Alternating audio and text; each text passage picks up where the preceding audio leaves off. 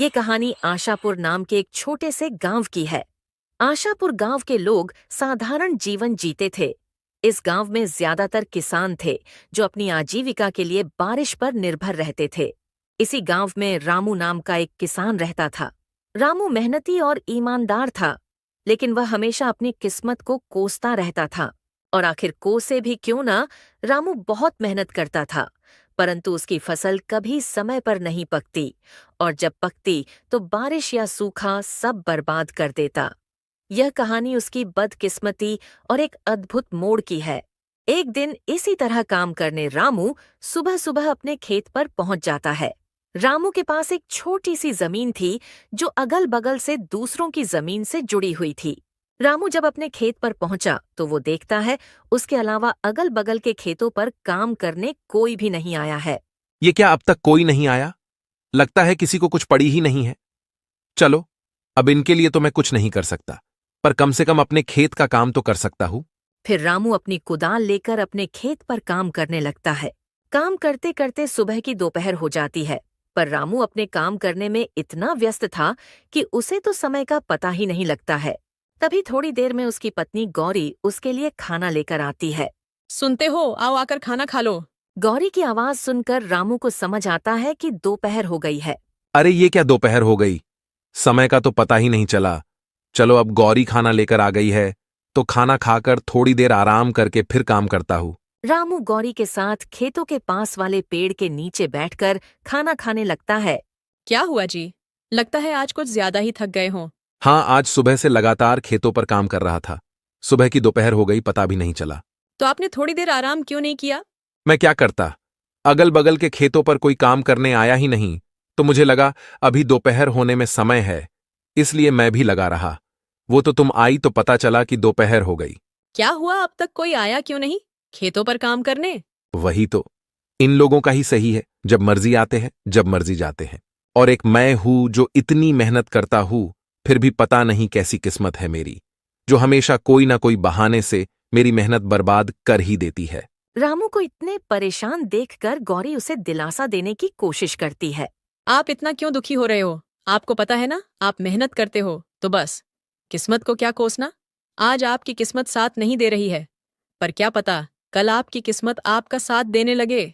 हाँ गौरी, पर यह कल कब आएगा? कब मेरी किस्मत मेरा साथ देने लगेगी? मैं जब सोचता हूं कि इस बार कोई परेशानी नहीं होगी, तो फिर कहीं ना कहीं से कोई ना कोई परेशानी आ ही जाती है। कभी कभी तो मुझे लगता है कि विधाता को भी मुझे परेशान करने मजा आता है। आप निराश मत होइए। देखिए, आप बस अपने मेहनत पर ध्यान दीजिए। मुझे पूरा भरोसा है कि आज नहीं तो कल आप खुद मुझे कहेंगे कि लगता है किस्मत मेरा साथ दे रही है। देखते हैं गौरी, ये समय कब आता है। रामू को खाना खिलाकर गौरी वहां से चली जाती है और रामू फिर से अपने खेत में काम करने लगता है। रामू अपने खेत में काम कर ही रहा होता है, तभी वहां बगल वाले खेत का मालिक हरि आता है। रामू को काम करता देख हरि उसे आवाज लगाता है। और रामू भाई, क्या हाल है? लगता है आज कुछ जल्दी ही आ गए थे खेत पर काम करने। जल्दी? जल्दी कैसी हरी भाई, दोपहर हो चुकी है। तुम आज कुछ ज्यादा ही देर से आए हो।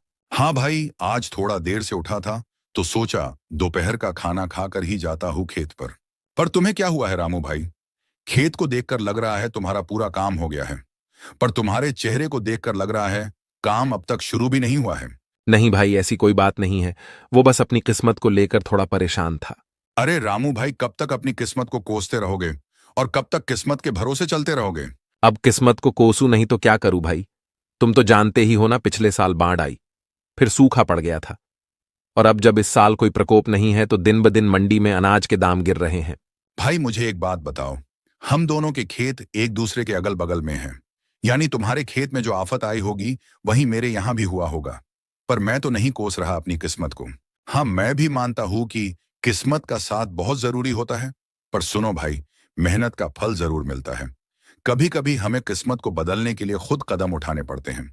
मैं कुछ समझा नहीं भाई, जरा विस्तार से बताओ। रामू भाई, तुम खेती के अलावा क्या करते हो? रामू हरि का ये प्रश्न सुनकर थोड़ा चौंक जाता है। उसे लगा कि शायद हरि के पास कोई ऐसी बात है जो उसकी समस्या का समाधान कर सकती है। हरी भाई, मेरे पास खेती के अलावा और कोई काम नहीं है। मेरे पिता और दादा भी यही करते थे। पहले दादा की जमीन पिताजी को मिली थी और अब मुझे, तो हम हमेशा से अपनी जमीन पर ही निर्भर रहे हैं। देखो भाई, वो पहले का समय था जब खेती किसानी से तुम अपना और अपने घर वालों का पालन पोषण कर सकते थे, पर अब तुम्हें उसके अलावा भी कुछ करना पड़ेगा। हरी भाई, खेती के अलावा क्या करूं? भाई मैं तुम्हें बताऊंगा, नहीं दिखाऊंगा। पहले तुम फटाफट से अपना सारा काम निपटा लो और मैं मेरे खेत का काम कर लेता हूं। फिर मैं तुम्हें मेरे साथ अपने घर ले जाता हूं। ठीक है भाई, मैं अभी अपने खेत का काम निपटा लेता हूं। फिर दोनों जान अपने अपने खेतों में काम करने लगते हैं। रामू ने अपने खेत का काम सुबह जल्दी आकर शुरू किया था, इसीलिए उसका काम जल्दी हो जाता है। रामू अपने खेत का काम करके हरी के खेत के पास जाकर खड़ा हो जाता है और हरी को काम करता देख मन ही मन सोचता है। हरी भाई की मदद कर देता हूं ताकि उनके साथ उनके घर जाकर पता कर सकूं कि वो क्या दिखाना चाहते हैं। हरी भाई रुको, मैं आपकी मदद कर देता हूं ताकि आपका भी काम जल्दी हो जाए। ठीक है भाई। फिर क्या था, रामू भी हरी के खेत में उसके काम में मदद करने लगता है। रामू के मदद करने की वजह से हरी के खेत का काम भी जल्दी हो जाता है। धन्यवाद रामू भाई, आपकी वजह से आज मेरे खेत का काम जल्दी हो गया। धन्यवाद किस बात का भाई? आप भी तो मेरी मदद करने वाले हो, तो मेरा भी तो फर्ज बनता है आपकी मदद करना। हाँ भाई, चलो मेरे घर चलते हैं। फिर दोनों जान वहां से हरी के घर की तरफ चले जाते हैं। चलते चलते दोनों हरी के घर के पास पहुंच जाते हैं, पर घर में जाने से पहले हरी रामू को बाहर ही रोक लेता है। रामू भाई, तुम बहुत परेशान थे, इसीलिए मैं तुम्हें अपने साथ अपना ये राज बताने लाया हूँ। पर मैं जो तरीका तुमको बताऊंगा और घर पर जो चीजें तुम देखोगे वो तुम किसी और को नहीं बताओगे। हरी की ये बात सुनकर रामू थोड़ा चौंक जाता है और सोचने लगता है। मुझे कुछ गड़बड़ लग रहा है, वरना हरी भाई ऐसी बात नहीं करते। पता नहीं वो घर पर मुझे क्या दिखाने वाले हैं। अरे रामू भाई, कहाँ खो गए? डरो मत, मैं तुम्हें जो दिखाने वाला हूं उसकी मदद से तुम्हारी मेहनत कभी बर्बाद नहीं होगी, चाहे सूखा पड़े या बाढ़ ही क्यों ना आ जाए। रामू थोड़ा परेशान तो हो जाता है, पर फिर भी वो हरी के साथ उसके घर में जाता है। रामू हरी की बातों से थोड़ा परेशान तो था, परंतु हरी के घर के अंदर का साजो सामान देखकर रामू की परेशानी और बढ़ जाती है। बाप रे बाप, इतना सारा सामान! हरी भाई, तुम्हारा घर बाहर से तो किसी किसान का लग रहा था, पर इसके अंदर का माहौल तो किसी व्यापारी के घर जैसा है। भाई अभी तो कुछ नहीं है, मैं तुम्हें जो दिखाने वाला हूं उसे देखकर तो तुम्हारे होश उड़ जाएंगे। हरी की बातें सुनकर रामू की बेचैनी बढ़ने लगती है। हरी भाई, तुम मुझे वो दिखा दो जो दिखाने लाए हो, क्योंकि तुम्हारी बातें सुन सुनकर अब मैं बेचैन होने लगा हूं। ठीक है भाई, तुम यही रुको, मैं अभी वो सामान लाकर दिखाता हूँ। हरी वहां से अपने दूसरे कमरे में चला जाता है और रामू उसका वहीं रुककर इंतजार करने लगता है। थोड़ी देर में हरी अपने साथ एक गोनी लेकर आता है।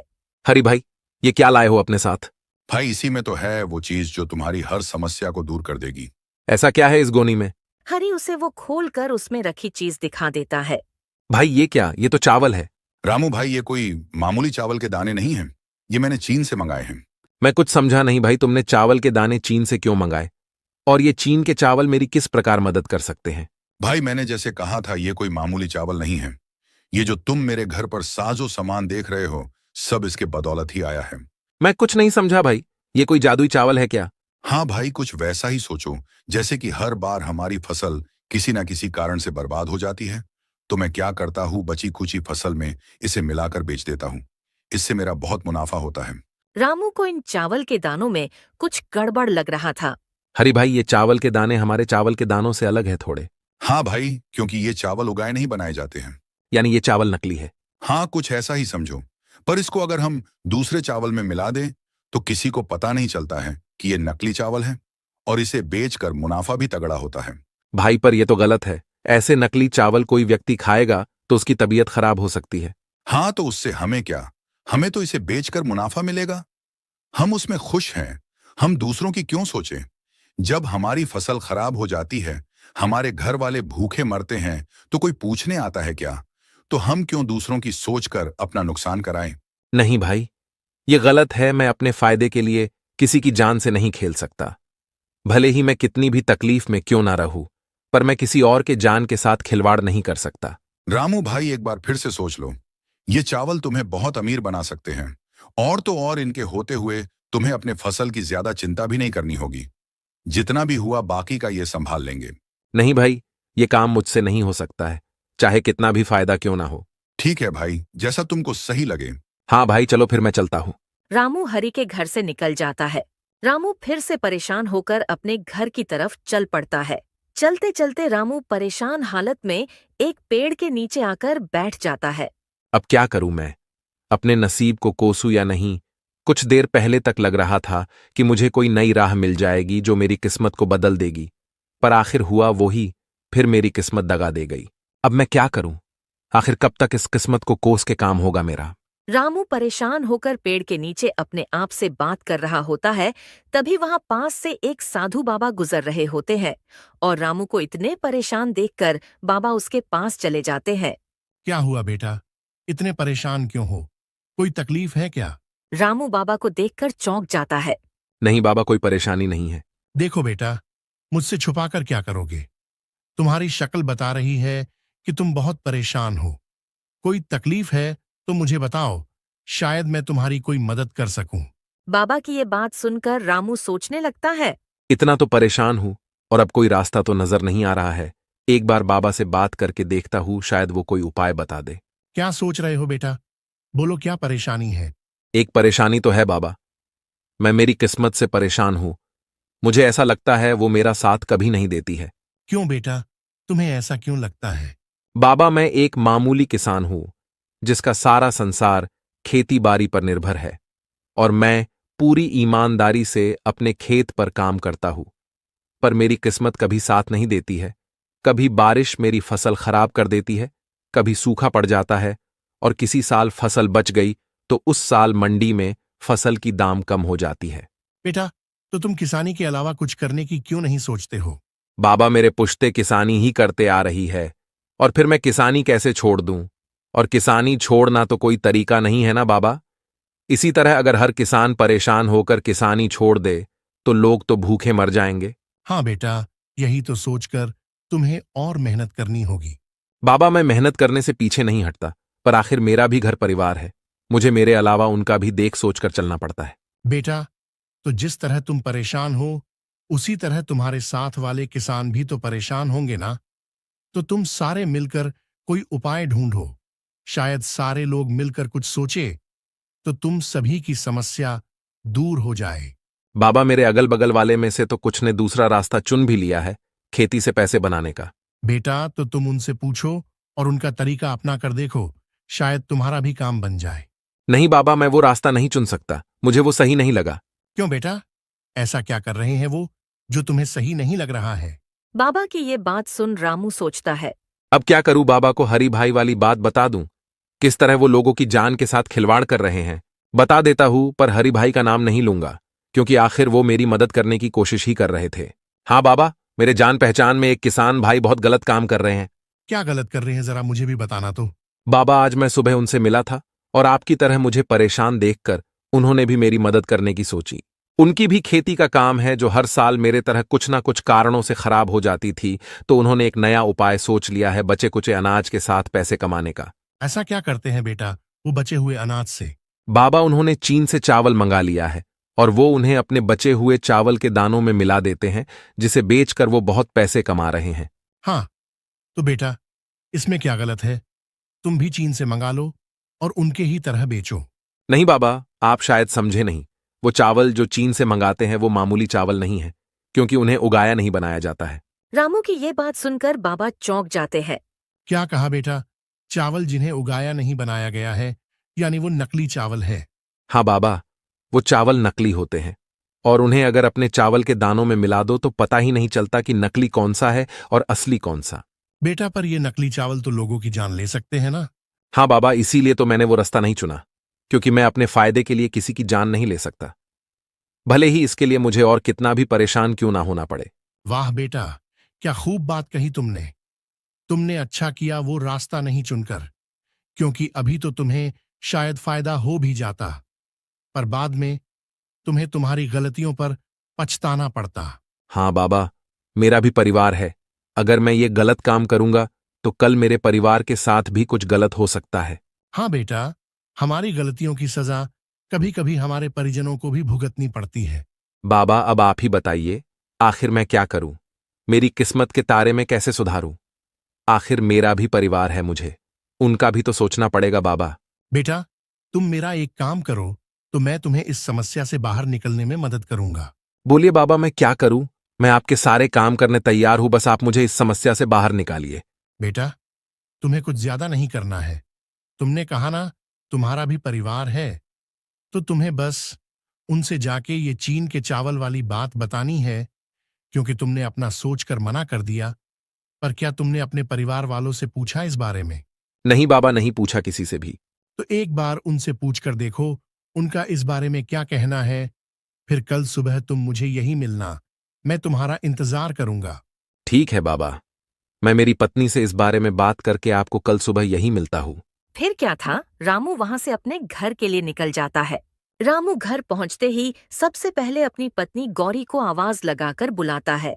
गौरी, मैं खेत से आ गया हूं, जरा यहां आना, तो तुमसे एक जरूरी बात करनी है। रामू की आवाज सुन गौरी वहाँ आती है। हाँ बोलिए, आपने मुझे बुलाया? हाँ, मुझे तुमसे कुछ जरूरी बात करनी थी। बोलिए, क्या बात करनी है?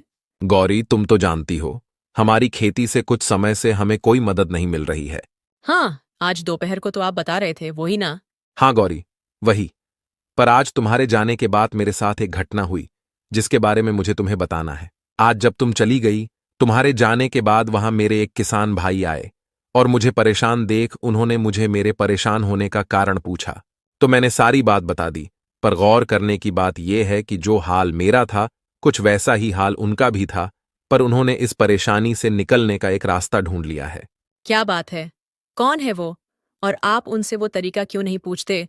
इससे आपकी भी समस्या दूर हो जाएगी।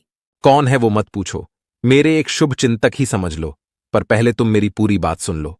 मैंने जब उनको अपनी समस्या बताई तो उन्होंने उससे निकलने का रास्ता तो बताया, पर वो रास्ता थोड़ा अटपटा है। अटपटा? ऐसा कैसा तरीका है, मुझे बताइए जरा, मैं भी तो सुनो। जैसे मेरी फसल कभी बारिश की वजह से खराब हो जाती थी तो कभी सूख जाती थी, वैसे ही उनकी भी हालत थी। पर अब वो चीन से चावल मंगाते हैं। क्या कहा? चीन से चावल? हाँ गौरी, वो चीन से चावल मंगाते हैं और फिर उनको अपने पास बचे हुए चावल के दानों में मिला देते हैं और बाजार में बेचते हैं। इससे उन्हें बहुत फायदा होता है और किसी को नहीं समझता कि असली कौन सा है और नकली कौन सा। रामू की ये बात सुनकर गौरी थोड़ा आश्चर्य में पड़ जाती है। मैं कुछ समझी नहीं, असली चावल नकली चावल? हाँ गौरी, चीन से लाए हुए चावल नकली चावल होते हैं।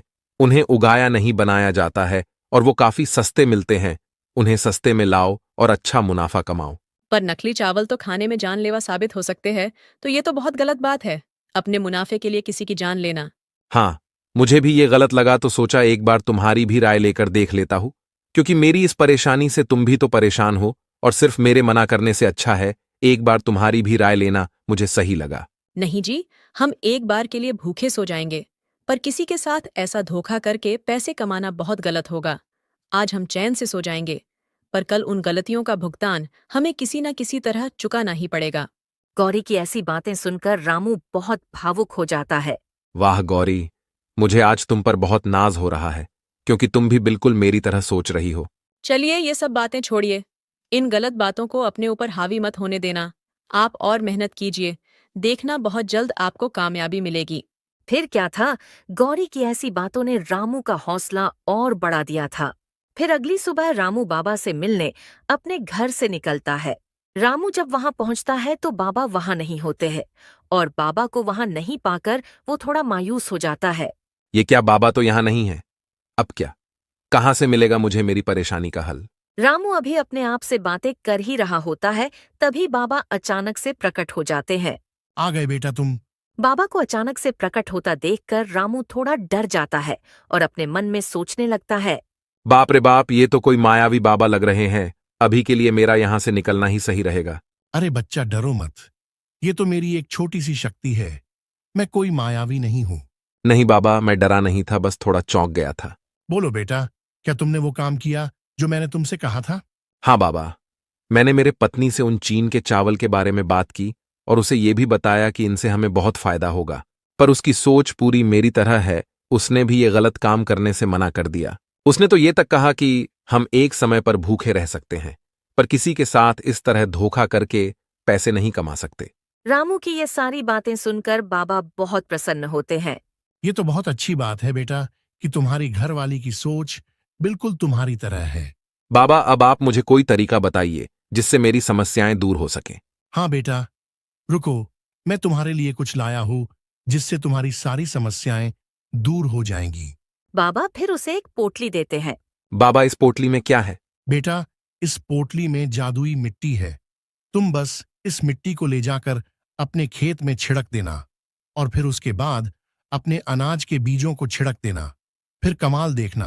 पर एक बात याद रखना, मिट्टी कम कम छिड़कना, और जब पोटली की मिट्टी खत्म होने वाली हो तो अपने खेत की मिट्टी इसमें मिला देना। इस पोटली को कभी खाली मत होने देना। ठीक है बाबा, मैं आपकी सारी बातों को याद रखूंगा। ठीक है तो बाबा, मैं चलता हूँ। रामू फटाफट से जाकर अपने खेत में मिट्टी छिड़क देता है। चलो, अब मिट्टी तो छिड़क दिया, अब फटाफट से बीजों को भी छिड़क देता हूँ। रामू सारे खेत में जल्दी जल्दी बीज छिड़क देता है। चलो, बाबा के कहे अनुसार मिट्टी भी छिड़क दी और बीज भी। चलो अब घर चलता हूँ। कल सुबह जल्दी आकर एक बार खेत का जायजा ले लूंगा और जादुई मिट्टी का कमाल भी देख लूंगा। फिर अगली सुबह रामू सुबह सुबह अपने खेत पर पहुंच जाता है और अपने खेत की हालत देखकर चौंक जाता है। उसका खेत पूरा हरा भरा हो चुका था। उसे अपने आंखों पर यकीन नहीं हो रहा था। आखिर बाबा की बात सही हो गई।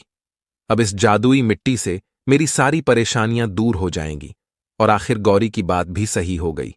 अब किस्मत भी मेरा साथ देगी। दोस्तों, इस तरह रामू और गौरी के नेक दिली ने उनकी बदकिस्मती को बदल दिया और अब उन्हें अपने किस्मत को नहीं कोसना पड़ेगा।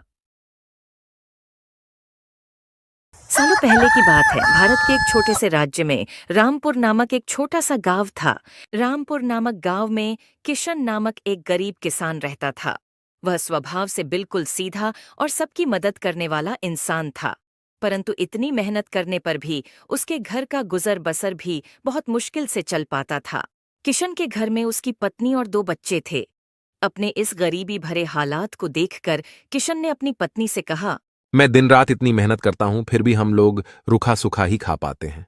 परंतु तुम्हें क्या लगता है, हमारे पास कभी इतने पैसे होंगे कि हम लोग अच्छा खाना पीना खा सकेंगे और आराम की जिंदगी जी सकेंगे? किशन को इतनी हताश हालत में देखकर किशन की पत्नी को बहुत बुरा लगता है।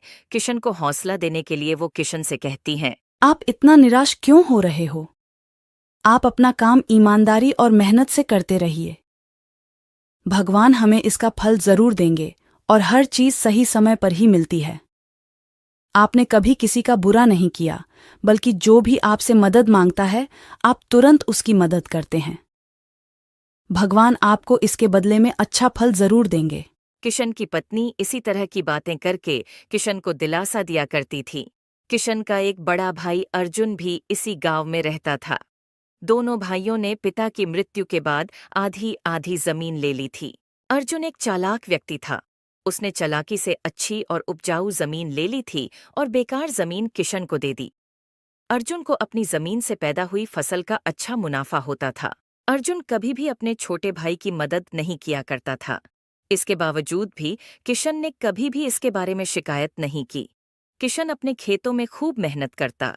एक दिन सुबह सुबह खेत पर जाने से पहले किशन ने अपने पत्नी से कहा, मैं खेतों पर जमीन जोतने जा रहा हूं। आज दिन भर वहीं रहूंगा। शाम तक ही काम पूरा हो पाएगा। तुम अपना ध्यान रखना और समय पर खाना खा लेना और बच्चों को भी खिला पिला देना, ठीक है?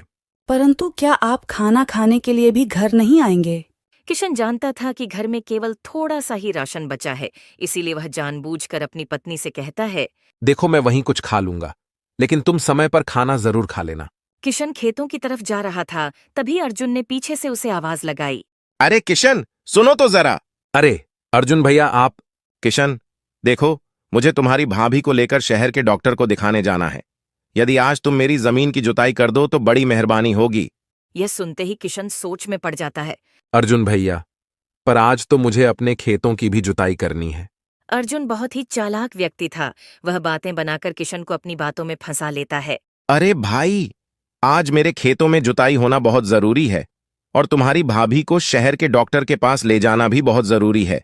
ये काम इतना जरूरी नहीं होता तो फिर मैं तुमसे नहीं कहता, लेकिन तुम्हारे सिवा मेरा है ही कौन? किशन अपने भाई की भावुक बातों में आ जाता है और कहता है, ये तो बिल्कुल ठीक बात है। जब एक भाई दूसरे भाई के काम नहीं आएगा तो भला कौन आएगा? अर्जुन भैया, आप चिंता ना करें। मैं आज पहले आपकी जमीन पर जुताई करूंगा, उसके बाद मैं अपने खेतों में जुताई कर लूंगा। आप भाभी को लेकर डॉक्टर के पास चले जाएं। धन्यवाद किशन। तुमने तो मेरी बहुत बड़ी समस्या हल कर दी। तुम शाम तक मेरे खेतों की जुताई जरूर कर देना, ठीक है ना? मैं शाम तक वापस आ जाऊंगा। इस तरह से अपनी बातों में फंसाकर अर्जुन किशन को अपने खेतों की जुताई में लगा देता है और फिर अपने काम से निकल जाता है। किशन पूरा दिन मेहनत करके अर्जुन की जमीन जोत देता है। शाम को अर्जुन जब खेत देखने आता है तो सारे खेत की जुताई हुआ देख मन ही मन खुश होता है। अर्जुन मन ही मन में बुदबुदाता है। कितना बेवकूफ है मेरा छोटा भाई। मैंने उसे अपनी बातों में फंसा लिया और उस बेवकूफ ने अपना सारा काम छोड़कर पूरा दिन मेरी जमीन को खोदने में लगा दिया। चलो, मुझे क्या, मेरा तो काम हो गया। अर्जुन किशन से कहता है। अरे भाई, बहुत बहुत धन्यवाद। तुमने तो मेरी पूरी जमीन जोत दी। तुम्हारी वजह से मैं कल आराम से इसमें बीज बो सकता हूं। इसमें धन्यवाद कैसा भाई? अपने बड़े भाई की मदद करना तो मेरा फर्ज है। इस तरह थका हारा किशन अपने घर लौट आता है। किशन को थका हारा देख किशन की पत्नी ने किशन से कहा, आप हाथ मुंह धो लीजिए और पहले खाना खा लीजिए। बहुत थके हुए लग रहे हो। किशन मन ही मन सोचता है। मेरे लिए खाना बचा ही नहीं होगा, और अगर बचा होगा तो शायद इसने कुछ नहीं खाया होगा। किशन ने अपनी पत्नी से कहा, ये खाना तुम खा लो, मुझे बिल्कुल भी भूख नहीं है। क्या हुआ? आपको भूख क्यों नहीं लगी? अरे, आज अर्जुन भैया के खेतों पर काम चल रहा था। ना तो उन्होंने मुझे खाना खिला दिया, और अब मुझे और खाना खाने की इच्छा भी नहीं है। घर की स्थिति देखकर किशन मन ही मन बहुत दुखी होता है और सोचता है, हे भगवान, मैं कितना बेबस हूं कि अपने पत्नी का भी पेट नहीं भर सकता। बेचारी भूखे पेट ही घर का सारा काम करती है, लेकिन फिर भी वो मुझे कुछ नहीं कहती हैं। मुझसे इसकी हालत नहीं देखी जाती। ये सोचते सोचते किशन सो जाता है तो वह अपने सपने में देखता है कि लक्ष्मी उसके ऊपर सोने के सिक्कों की वर्षा कर रही है। अगले दिन किशन उठते ही यह बात अपनी पत्नी को बताता है। रात को मैंने एक सपना देखा। सपने में महालक्ष्मी मेरे ऊपर सोने के सिक्कों की वर्षा कर रही थी और हमारी गरीबी दूर हो गई है। किशन की सपने वाली बात सुनकर किशन की पत्नी कहती है, यह तो बहुत अच्छा सपना है। सुबह का सपना तो सच होता है। देखो, भगवान आपकी मदद जरूर करेंगे। चलो, आज जाकर खेतों की जुताई करनी है। वहां से आते आते कुछ खाने का सामान भी लेता आऊंगा। यह कहते हुए किशन खेतों पर चला जाता है और वहां जाकर जुताई का काम शुरू करता है। जुताई करते समय उसकी कुदाल से कोई चीज टकराती है। अरे, ये क्या है? लग रहा है कोई बड़ा सा बर्तन है। खोद कर देखता हूं कि आखिर यह है क्या। किशन जैसे ही थोड़ी और खुदाई करता है, उसे एक बड़ा सा मटका दिखाई देता है। मटका खोदने पर उसकी आंखें खुली की खुली रह जाती हैं। उसमें सोने की 2 मोहरें पड़ी थीं। मटके में सोने की 2 मोहरें देखकर किशन कहता है, अरे, ये क्या? मटके में तो सोने की 2 मोहरें पड़ी हुई हैं। भगवान ने मेरी सुन ली और मेरा सपना सच हो गया। इसीलिए मुझे सोने की मोहरें मिली हैं। तभी अचानक उसके सामने एक बूढ़ी अम्मा आती है और कहती है, बेटा, मैं एक लाचार बुढ़िया हूं। अपनी एक प्यारी सी गाय का दूध बेचकर अपना पेट भरती हूं। मेरा इस दुनिया में कोई नहीं है, पर वह गाय बहुत बीमार हो गई है और उसके इलाज में बहुत खर्चा होगा। क्या तुम मेरी कुछ मदद कर सकते हो? भगवान तुम्हारी सब परेशानियां दूर कर दे। उसे देखकर थोड़े समय के लिए किशन सोच में पड़ गया और सोचने लगा, जिस तरह मैं गरीब और लाचार हूं, यह बुढ़िया भी बिल्कुल वैसी ही है। भगवान ने मेरी मदद की और मुझे 2 सोने की मोहरें दी हैं। क्यों ना मैं इनमें से एक मोहर इस बुढ़िया को दे दूं? इससे इसकी भी परेशानी दूर हो जाएगी। बस यही सोचकर किशन उस बुढ़िया को एक सोने की मोहर पकड़ा देता है। अम्मा, मेरे पास पैसे तो नहीं है, लेकिन यह एक सोने की मोहर है। इसे बाजार में बेचकर आपको अच्छा खासा पैसा मिल जाएगा, जिससे आप अपनी गाय का इलाज करा सकेंगी।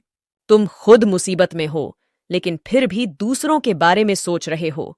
मेरा आशीर्वाद है कि कभी भी तुम्हें गरीबी का सामना नहीं करना पड़ेगा।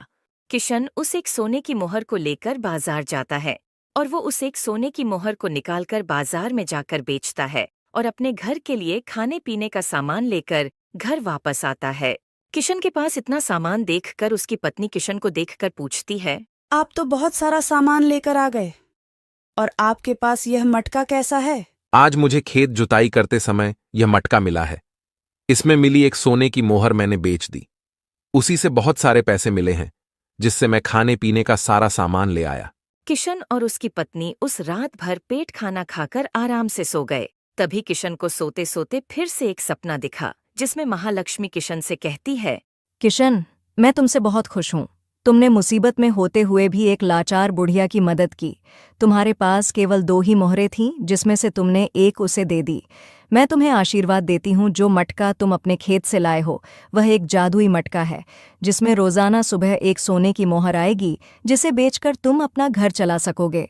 अब तुम्हें जीवन भर गरीबी का सामना नहीं करना पड़ेगा और अब से तुम्हारा जीवन सुखमय और खुशहाल हो जाएगा। किशन अचानक से उठ जाता है और सपने के बारे में सोचता है। एक दिन पहले वाले सपने में महालक्ष्मी ने मुझे सोने की मोहर दी और वह सपना सच हुआ। लगता है हर रोज एक सोने की मोहर वाली बात भी सच होगी। महालक्ष्मी ने मुझ पर कृपा की है। अगले दिन जैसे ही किशन मटके को देखता है तो उसमें एक सोने की मोहर आ गई थी। यह देख किशन बहुत खुश होता है और अपनी बीवी को सारी बात बताता है। किशन को इतना खुश देखकर उसकी पत्नी उससे कहती है, देखा, मैं ना कहती थी, समय पर सब कुछ ठीक हो जाएगा। आपने हमेशा लोगों की मदद की है, इसी का फल भगवान ने आपको दिया है। अब हमारी परेशानी और गरीबी के दिन दूर हो गए हैं। यदि हर रोज हमें एक सोने की नई मोहर मिलेगी तो हमारा घर खर्च भी अच्छा चलेगा और खेती के लिए भी बाजार से सामान आ जाया करेगा। अब आपको कोई चिंता करने की जरूरत नहीं है। इसके बाद हर रोज उस जादुई मटके में एक सोने की मोहर आती और उसे बेचकर किशन अपनी जिंदगी चलाता। अब उन दोनों की जिंदगी बहुत आराम से कट रही थी। किशन के घर इस तरह पैसे आते देख अर्जुन सोच में पड़ जाता है कि आखिर इसके पास पैसा आ कहाँ से रहा है। यह जानने के लिए अर्जुन किशन से कहता है, अरे भाई, कैसी चल रही है जिंदगी? मैंने सुना है तुमने अपने मकान की बहुत अच्छी मरम्मत करवाई है और घर में खूब सामान भी ले लिया। कहीं से लॉटरी लग गई है क्या? किशन बहुत सीधा था। वह अपने भाई को सारा सच बता देता है। भैया, मैं आपसे कहता था ना कि मेरी बीवी ने मुझसे कहा है कि भगवान हमारी ईमानदारी का फल हमें जरूर देता है। बस कुछ यही समझ लीजिए कि भगवान ने हमारी मदद की है और मुझे एक जादुई मटका दे दिया है, जिसमें रोजाना मुझे एक सोने की मोहर मिलती है। बस उसी से हमारी जिंदगी आराम से कट रही है भैया। जादुई मटके के बारे में सुनकर अर्जुन का सर चकरा जाता है और उसके मन में उस जादुई मटके को पाने का लालच आ जाता है। वह एक दिन मौका देखकर किशन के घर में घुस जाता है। उसे सामने वह जादुई मटका दिखाई देता है। जादुई मटके को देखकर अर्जुन कहता है, अरे, तो यही है वह जादुई मटका। मुझे तो इसे पाने में कुछ ज्यादा मेहनत नहीं करनी पड़ी। चलो, मेरा काम हो गया। इसे अपने घर ले जाऊंगा और रोज इसमें से एक सोने की मोहर उठाऊंगा। अर्जुन जैसे ही उस मटके को हाथ लगाता है, वह जादुई मटका वहां से गायब हो जाता है। मटके को गायब होते देख अर्जुन डर जाता है और सोचता है, अरे, ये क्या हुआ? किशन ने कहा था कि यह तो जादुई मटका है, परंतु मेरे छूते ही यह तो गायब हो गया। अब मुझे यहां से जाना होगा। किसी और दिन मौका देखकर इसे चुरा ले जाऊंगा। अर्जुन मटके को चोरी करने के इरादे से दूसरी बार किशन के घर में फिर से आता है, लेकिन जैसे ही वह फिर से उस मटके को छूता है, वह फिर से गायब हो जाता है। तभी अचानक किशन वहां आ जाता है। अरे भैया, आप यहां आना कैसा हुआ? अरे किशन भाई, मेरी मुर्गी पता नहीं कहाँ चली गई है। बस उसी को ढूंढते हुए यहां आया था। मैंने सोचा शायद पीछे के दरवाजे से तुम्हारे घर में घुस गई हो, लेकिन यहां तो नहीं मिली। अच्छा, मैं चलता हूं। किशन अपने भाई की भावना को समझ जाता है और मन ही मन में सोचता है, पक्का भाई मटका चुराने के लिए घर में घुसा है, परंतु मैं उसे कुछ नहीं कह सकता। उधर अर्जुन भी समझ जाता है कि यह मटका भाई को भगवान ने उसकी ईमानदारी के लिए दिया है। उसका जादू केवल उसी के लिए है। किशन की अच्छाई और ईमानदारी का फल भगवान ने उसे दिया है। दोस्तों, इस कहानी से हमें यह सीख मिलती है कि हम लोगों को अपने जीवन में नेकी और सच्चाई से जीवन जीना चाहिए। अगर हम मेहनत और ईमानदारी से काम करेंगे तो भगवान भी हमारी मदद जरूर करेंगे।